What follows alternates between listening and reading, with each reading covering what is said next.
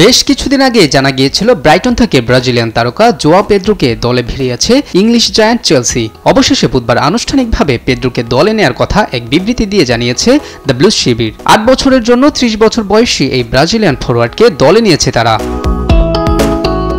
পেদ্রোর transfer ফি নিয়ে অবশ্য চেলসির পক্ষ থেকে বিস্তারিত কিছু জানানো হয়নি, তবে ব্রিটিশ গণমাধ্যমের খবর বলছে অঙ্কটা ৬ কোটি পাউন্ড। ইতিমধ্যে যুক্তরাষ্ট্রে চেলসির ক্লাব বিশ্বকাপের দলে যোগ দিয়েছেন পেদ্রো। শনিবার কোয়ার্টার ফাইনালের ম্যাচে পালমেরাসের বিপক্ষে অভিষেক হতে পারে তার।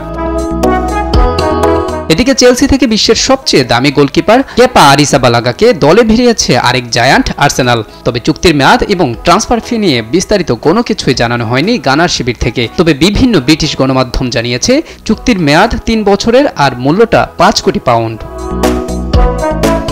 নতুন মৌসুমের জন্য খেলোয়াড় কেনার তালিকায় আছে আতলেতিকো মাদ্রিদও। ভিয়ারিয়াল থেকে ৫ বছরের চুক্তিতে স্প্যানিশ মিডফিল্ডার অ্যালেক্স বায়ানাকে দলে ভিড়িয়েছে তারা। স্প্যানিশ গণমাধ্যমগুলোর খবর, ২৩ বছর বয়সী এই মিডফিল্ডারকে পেতে ৫ কোটি ইউরো খরচ করেছে মাদ্রিদের ক্লাবটি। মোহাম্মদ আলাউদ্দিন, স্পোর্টস ডেস্ক, দেশ টিভি।